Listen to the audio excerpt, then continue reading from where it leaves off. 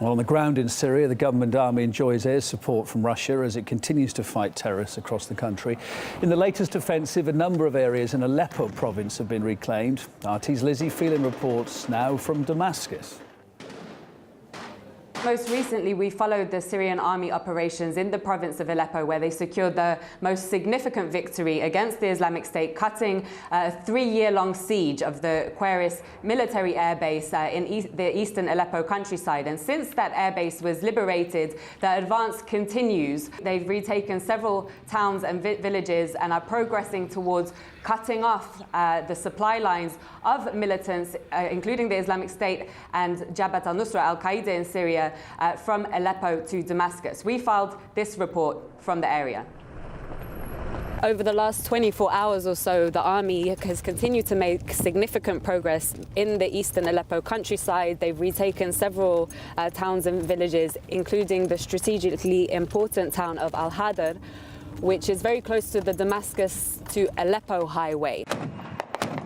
After Al-Hadar, and even closer to that highway, fell Al-Ais. Most of the houses are still intact, and the army says that's because the terrorists from Al-Qaeda in Syria, Jabhat al-Nusra, retreated very fast and they put up very little resistance, indicating that they knew that they had little chance of winning this battle.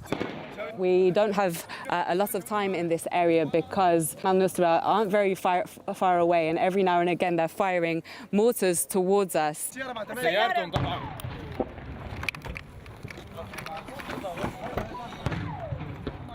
We're just waiting to go to the top of the hill to get a better view of the town, but it's still being mortared by al-Nusra, so we have to go. We're in a big group of journalists, so we have to wait to go two at a time because it's safer for us. But at the moment we're actually leaving and waiting to come back because they started firing towards us and the army is firing back at them to try to protect our group. The mortars didn't stop coming and we didn't make it to the top of the hill. Just 2 days later, Lebanese photo and video journalist Mohammed Nazar did, but he didn't make it back down.